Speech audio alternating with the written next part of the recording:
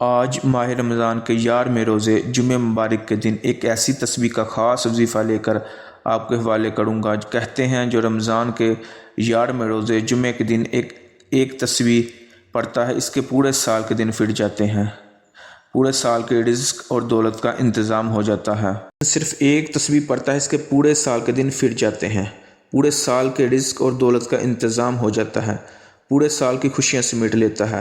اگر آپ بھی پورے سال کی تقدیر بدلنا چاہتے ہیں، پورے سال کے مسائل کا خاتمہ کرنا چاہتے ہیں، پورے سال رب کی رحمتوں برکتوں کو سمیٹنا چاہتے ہیں، تو آج ماہ رمضان کے 11ویں روزے جمعے کے دن یہ صرف ایک تسبیح پڑھنے کی دیر ہے۔ یہ تسبیح سارے بان نصیب کھول دے گی۔ اللہ والو، ماہ رمضان کی برکتوں کو کون نہیں جانتا۔ اس جمعے کے دن صرف ایک تسبیح پڑھنے سے فرشتے غیب سے رزق و دولت لے کر آ جاتے ہیں، فرشتے دنیا اور آخرت کی کامیابی لے کر آ جاتے ہیں، فرشتے غیب سے رحمت و برکتوں کے خزانے لے کر آ جاتے ہیں۔ اگر آج کسی پر ایک بار نظر رحمت ہو جائے، آج جس بندے پر رب کی ایک نظر رحمت ہو جائے، اس کی نسلیں تک رزق اور دولت کا انتظام ہو جاتا ہے، نسلوں تک رزق اور دولت کی کمی نہیں رہتی۔ اگر آپ بھی رب کی رحمتوں سے مالا مال ہونا چاہتے ہیں تو یہ خاص وظیفہ کسی صورت مت چھوڑیے گا۔ جب یہ جمعہ رمضان کے مہینے میں آتا ہے، اگر کوئی بندہ اپنی زندگی سے اکتا چکا ہے، تھک چکا ہے، تنگ دستیوں سے، پریشانیوں سے، مصیبتوں سے میوس ہو چکا ہے، بے بس ہے، لاچار ہو چکا ہے، آپ چاہتے ہیں کہ ایک ایسی زندگی کا آغاز ہو جائے جس میں نہ کبھی کسی سے کے سامنے جھکنا پڑے، نہ کبھی کسی سے مانگنا پڑے، تو رمضان کے دوسرے جمعے کے دن دنیا جہان کے تمام کام چھوڑ کر آپ نے صرف ایک تسبیح پڑھنا ہے۔ اللہ والوں، ماہ رمضان کی ہر گھڑی قبولیت کی ہے۔ ماہ رمضان کا مہینہ وہ مہینہ ہے جو اپنے ساتھ خوشیاں لاتا ہے، رحمتیں لاتا ہے، برکتیں لاتا ہے، قبولیت اتنی کہ اگر کوئی بندہ رمضان کے مہینے میں 1,00,000 مانگتا ہے تو رب کی ذات 70 لاکھ سے نوازتی ہے۔ اس قبولیت کے مہینے میں جب جمعہ کا دن آتا ہے، جس طرح رمضان کا مہینہ تمام مہینوں سے افضل مہینہ ہے، اس طرح جمعے کا دن تمام دنوں سے افضل اور بابرکت قبولیت کا دن ہے۔ اور جب جمعہ رمضان کا دوسرا جمعہ ہوتا ہے، آج خوش قسمت ہے، مقدر والا ہے وہ بندہ جو ایک تسبیح پڑھ کر رب کریم سے اپنی ہر حاجت کو پورا کر لے گا۔ آج اس گھر میں رمضان کے دوسرے جمعے کے دن ایک تسبیح کو بتائے گئے طریقے سے پڑھا جائے گا، پورے سال کے رزق اور دولت کا فائدہ ہو جائے گا۔ توجہ کیجیے گا، اگر آپ میں سے کوئی قرض دار ہے، کروڑوں کا قرضہ ہے، قرض اترنے کا نام نہیں لے رہا، آپ کے دوست احباب رشتہ دار بہن بھائیوں نے آپ سے منہ موڑ لیا ہے، لوگ دروازے پر آ کر ذلیل و رسوا کرتے ہیں، قرض سے نجات کے لیے ایک تسبیح کروڑوں کے قرض کے لیے کافی ہے۔ کیوں نہ کہ جب کوئی بندہ رمضان کے مہینے میں روزے کی حالت میں بھوکا پیاسا ایک تسبیح کو پڑھتا ہے، رب کریم فرماتا ہے یہ کروڑوں کا قرض تو بہت چھوٹی چیز ہے۔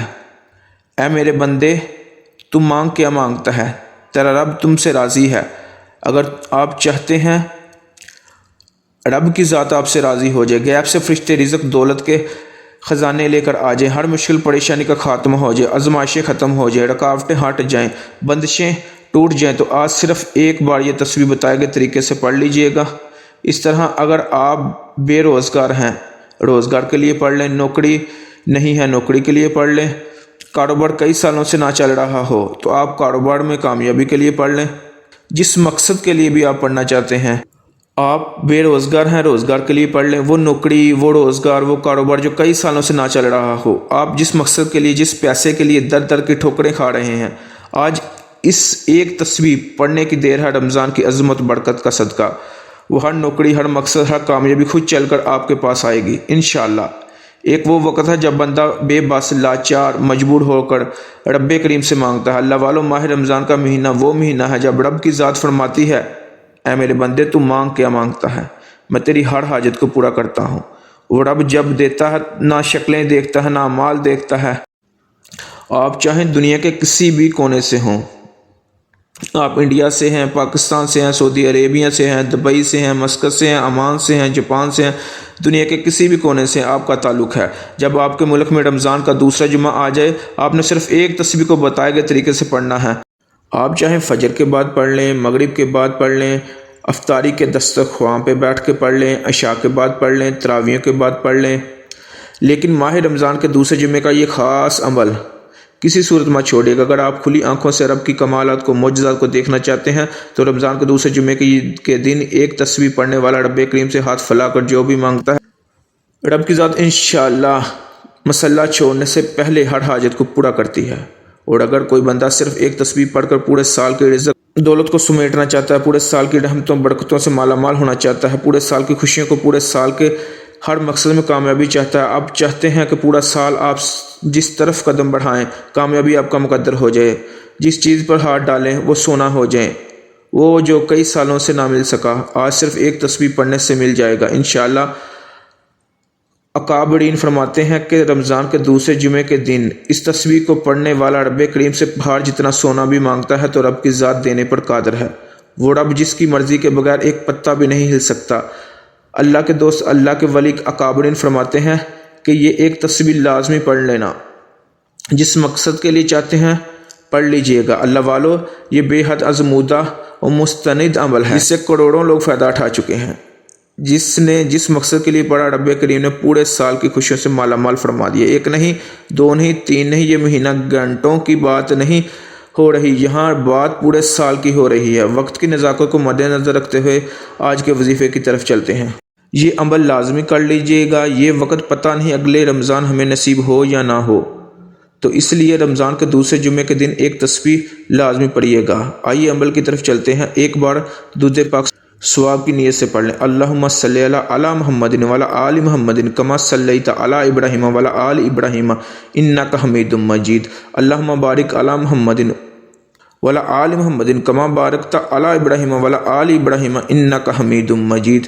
ایک بار درود پاک پڑھتے ساتھ ہی فوری طور پر اپنی آنکھوں کو بند کر لینا ہے۔ سب سے پہلے اپنے مقصد کی نیت کرنی ہے۔ اکابرین فرماتے ہیں، اللہ کے دوست، اللہ کے ولی فرماتے ہیں، جو بندہ رمضان کے دوسرے جمعے کے دن یہ ایک تسبیح پڑھ لیتا ہے، رب کعبہ پورے سال کے رزق دولت سے نوازتا ہے، پورے سال کی خوشیاں، پورے سال کی کامیابی آپ کے مقدر میں لکھ دی جاتی ہیں۔ اگر آپ بھی پورے سال کی کامیابی چاہتے ہیں، پورے سال کا رزق دولت چاہتے ہیں، رحمتیں چاہتے ہیں، تو مقاصد کی نیت کر لیں۔ جس کو جو چاہیے، جتنا چاہیے، جیسا چاہیے، اس مقصد کی نیت کر لیں۔ رب کریم سے مانگتے چلے جانا۔ آپ جو بھی مانگیں گے، جتنا مانگیں گے، جیسا مانگیں گے، انشاءاللہ رب کی ذات اپنے غیب کے خزانوں سے عطا فرمائے گی۔ یہ وقت قبولیت کا ہے۔ اللہ والو، آج رب کریم سے تھوڑا نہ مانگنا، اپنے مقصد کی نیت کرتے ساتھ ہی فوری طور پر آپ نے ایک بار اعوذ باللہ من الشیطان الرجیم بسم اللہ الرحمن الرحیم پڑھ کر وظیفے کا آغاز کرنا ہے۔ بسم اللہ الرحمن الرحیم پڑھتے ہی اب اپنی آنکھوں کو بند کر لیجئے، یوں محسوس کیجئے گا کہ دنیا سے آپ کا تعلق ختم ہے۔ اب رب کریم کے سامنے بکاری بن کر، فقیر بن کر بیٹھے ہیں۔ اب یوں محسوس کیجئے گا کہ رمضان کے بابرکت مہینے میں جمعے کے دن خاص قبولیت کی گھڑی میں آپ سب سے پہلے نمبر پر جو وظیفہ پڑھنا ہے وہ وظیفہ رب کریم کے دو ناموں کا وظیفہ ہے۔ اکابرین کا بتایا ہوا مستند عمل بتا رہا ہوں، یہ ہر کسی کے نصیب میں نہیں آئے گا، مقدر والا ہی آج اس وظیفے کو پڑھے گا۔ اگر آپ بھی اپنے مقدر کا ستارہ چمکانا چاہتے ہیں تو لاپرواہی کیے بغیر ہو سکے تو ویڈیو کو سنتے سنتے ہی وظیفہ پڑھ لو، یہ موقع بار بار نہیں ملے گا۔ آپ نے سب سے پہلے یا اللہ یا سلاموں کو پڑھنا ہے۔ یا اللہ رب کریم کا ذاتی نام ہے، یا سلام رب کریم کا صفاتی نام ہے۔ جب یا اللہ یا سلاموں کو ملا کر پڑھا جاتا ہے تو ان کی قدر و قیمت پہلے سے زیادہ بڑھ جاتی ہے۔